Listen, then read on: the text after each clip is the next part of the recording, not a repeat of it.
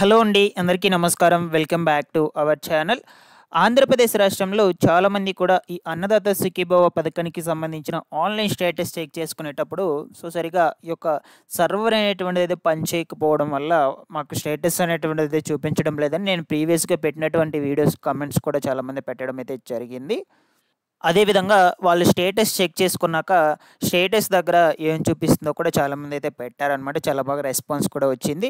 నేను మీకు ఈ వీడియోలో మరలా కూడా స్టేటస్ ఎట్లా చెక్ చేసుకోవాలి ఆన్‌లైన్‌లో, అదేవిధంగా ఈ యొక్క అన్నదాత సుఖీభవ పథకానికి సంబంధించిన కొత్త అర్హతలనేటువంటివి ఏమిటి, ఏమేమి డాక్యుమెంట్స్ కావాలి, కొత్తగా అప్లై చేసుకోవాలనుకుంటే ఎక్కడికి వెళ్ళి అప్లై చేసుకోవాలి, అలాగే ఈ అన్నదాత సుఖీభవ పథకం కింద వచ్చేటువంటి మొదటి విడత నిధులను ఏ తేదీన విడుదల చేయబోతున్నారు. దీంతో కూడా పీఎం కిసాన్ నిధులనమాట. రెండిటిని కలిపి అయితే విడుదల చేస్తారు. సో వీటన్నిటిని కలిపి ఎప్పుడైతే విడుదల చేయబోతున్నారో ఆ వివరాల గురించి అయితే మీకు క్లియర్‌గా ఈ వీడియోలో అయితే ఎక్స్‌ప్లెయిన్ చేస్తాను.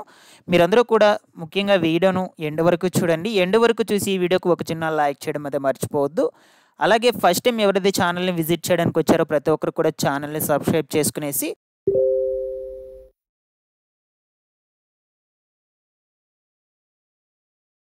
టెలిగ్రామ్ గ్రూప్‌లోకి వెళ్లి విజిట్ చేయండి. కంటెంట్ అక్కడ మీకు నచ్చినట్లయితేనే గ్రూప్‌లో అయితే జాయిన్ అయితే అవ్వండి. ఇక లేట్ చేయకుండా వివరాల్లోకి గనుక వచ్చేసినట్లయితే మనకు అన్నదాత సుఖీభవ పథకానికి సంబంధించిన ఆన్‌లైన్ స్టేటస్ ఎట్లా చెక్ చేసుకోవాలి, దీనికి సంబంధించిన కొత్త అర్హతలైనటువంటివి ఏమిటి, డాక్యుమెంట్స్ ఏమేమి కావాలి, ఆ వివరాల గురించి అయితే క్లియర్‌గా ఈ వీడియోలో డిస్కస్ చేసుకుందాము. మొట్టమొదటగా ఈ స్టేటస్ గురించి అయితే చూద్దామండి. చాలామంది కూడా అడుగుతూ ఉన్నారు. ఇది నేను మీకు చూపిస్తాను ఇప్పుడు వన్ బై వన్ అయితే ఎట్లా స్టేటస్ అనేటువంటిది అయితే ఆన్‌లైన్‌లో చెక్ చేసుకోవాలి ఆ వివరాల గురించి. దాన్ని బట్టి మీరు కూడా ఫాలో అయ్యి ఆన్‌లైన్‌లో స్టేటస్ అయితే చెక్ చేసుకోండి. మీకు నేను డిస్క్రిప్షన్‌లో అయితే లింక్ పెడతాను. దాన్ని అయితే ఓపెన్ చేయండి. దాన్ని ఓపెన్ చేశాక ఇక్కడైతే ఈ వెబ్ పేజ్ వచ్చేసి ఈ విధంగా అయితే ఓపెన్ అవుతుందన్నమాట. ఇక్కడ నో యువర్ స్టేటస్ అనే ఆప్షన్ అయితే కనిపిస్తుంది. దాని మీద క్లిక్ చేసినట్లయితే నెక్స్ట్ వచ్చి మీకు ఈ విధంగా అయితే ఓపెన్ అవుతుందన్నమాట.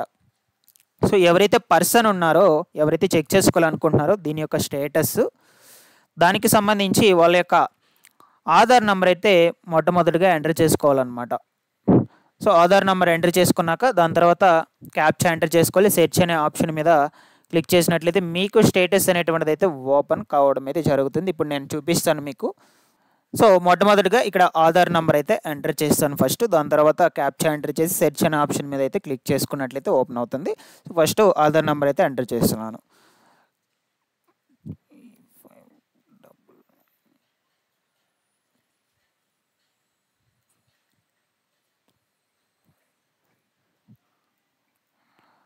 నెక్స్ట్ ఇక్కడ క్యాప్చా కనిపిస్తుంది కదా మీకు ఇక్కడ.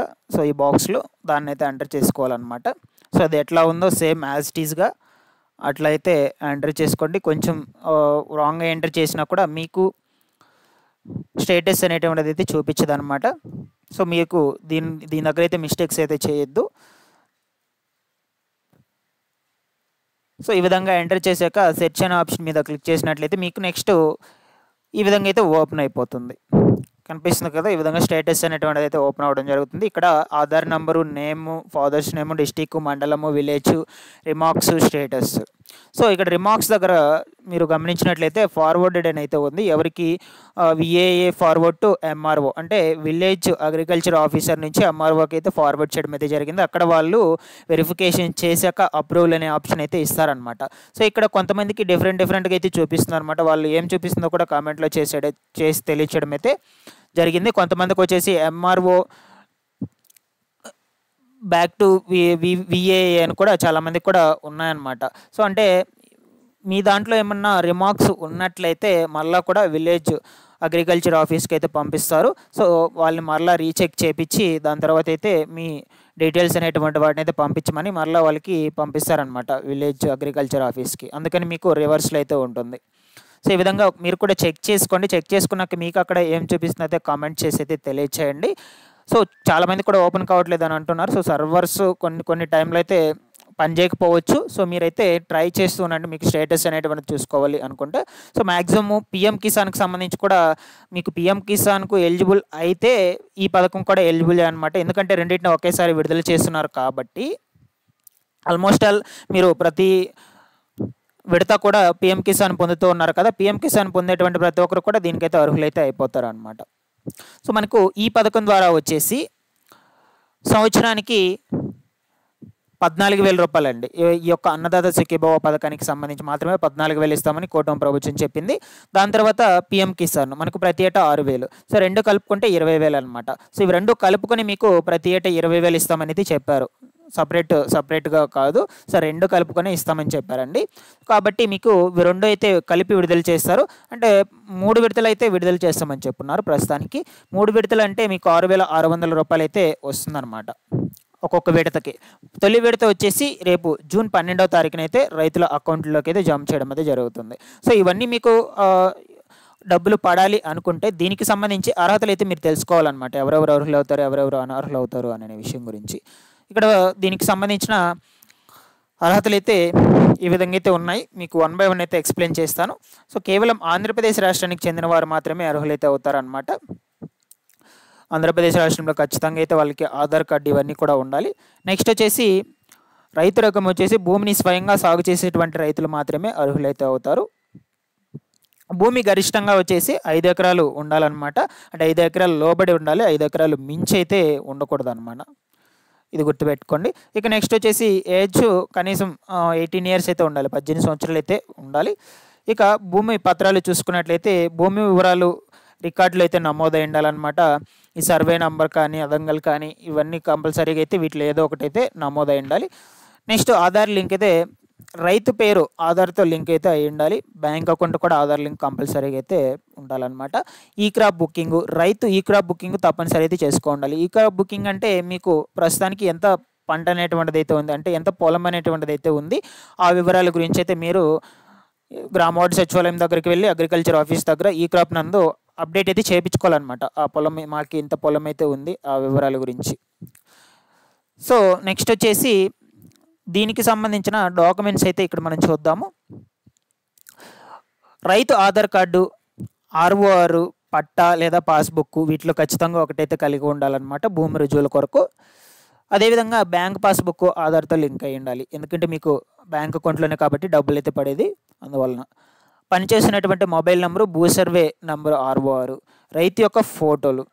సో ఇక ఎలిజిబిలిటీస్ అయితే చూద్దామండి. దాని తర్వాత ఇన్ఎలిజిబిలిటీస్ అయితే చూద్దాము. భూమి తన పేరు మీద అయితే ఖచ్చితంగా అయితే ఉండాలి. ఎవరైతే దీనికి అప్లై చేసుకొని పెట్టుకోవాలనుకుంటున్నారో అన్నదాత సుఖీభవ పథకానికి సంబంధించి వాళ్ళ పేరు మీద భూమి అయితే ఉండాలన్నమాట. పట్టా కూడా ఖచ్చితంగా అయితే ఉండాలి. ఆ భూమికి ఆధార్ అనుసంధానం కూడా అయి ఉండాలన్నమాట. వ్యవసాయ ఉపాధి లేదా మట్టితో సంబంధ పనుల్లో వ్యవసాయ కార్మికులు అయితే చేస్తూ ఉండాలన్నమాట. అలాగే కుటుంబ యూనిట్గా గుర్తింపు పొందినటువంటి రైతు కుటుంబాలు అర్హులైతే అవుతారనమాట. సో మన రాష్ట్రంలో నివాసితులై ఉండాలి. అలాగే చూసుకుంటే మహిళా టార్గెట్ స్కీమ్స్, క్లాస్ 4 మరియు గ్రూప్ D ఉద్యోగులు, సో వీళ్ళు కూడా అర్హులైతే అవుతారని చెప్తూ ఉన్నారు. సో దాని తర్వాత అనర్హతలు చూసుకున్నట్లయితే సంస్థాగత భూములు అంటే కలెక్టరేట్, దేవాదాయ, ప్రభుత్వ భూములు కలిగినటువంటి వాళ్ళు అర్హులైతే కారు అనమాట. ఆదాయ పన్ను చెల్లించేవారు అర్హులైతే కారు. కేంద్ర రాష్ట్ర మంత్రులు, అదేవిధంగా ఎంపీలు, ప్రజాప్రతినిధులు వీళ్ళెవరూ కూడా అర్హులైతే కారు. కేంద్ర రాష్ట్ర ప్రభుత్వ ఉద్యోగులు కూడా అర్హులైతే కారు అనమాట ఈ పథకానికి. సో దాని తర్వాత ఇక్కడ మీరు చూడొచ్చు 10,000కు పైగా పెన్షన్ పొందుతున్నటువంటి ఉద్యోగుల కుటుంబాలు కూడా దీనికైతే అర్హులు కారనమాట. అంటే గవర్నమెంట్ పెన్షన్స్ పొందుతూ ఉంటారు కదా, రిటైర్మెంట్ పెన్షన్స్, వాళ్ళకి ఫ్యామిలీ వాళ్ళు కూడా దీనికైతే ఎలిజిబుల్ కారు. వ్యవసాయ భూమిని వాణిజ్య ప్రయోజనాల కోసం ఉపయోగించే వారిని అనర్హులుగా అయితే గుర్తిస్తారనమాట ఈ పథకం కింద. ఓకేనా. సో ఈ విధంగా అయితే మనకు ఈ పథకానికి సంబంధించిన ఎలిజిబిలిటీస్ అనేటువంటివి, ఇన్ఎలిజిబిలిటీస్ అయితే ఉన్నాయి. మీకు క్లియర్గా అయితే ఎక్స్ప్లెయిన్ చేశాను ఏమేమి డాక్యుమెంట్స్ కావాలి ఆ వివరాల గురించి. మనకు 12వ తారీఖున అయితే అర్హులైనటువంటి వారి ఖాతాల్లోకి అయితే నిధులు అయితే విడుదల చేస్తారండి. సో ఏదేమైనా నేను ఎప్పటికప్పుడు అయితే ఛానల్ నుంచి అయితే అప్డేట్ అయితే ఇస్తూ ఉంటాను. ప్రతి ఒక్కరు కూడా ఛానల్ని సబ్స్క్రైబ్ చేసుకోవడం అయితే మర్చిపోవద్దు. రెగ్యులర్గా నేను పెట్టేటువంటి వీడియోస్ని అయితే ఫాలో అవుతూ ఉండండి.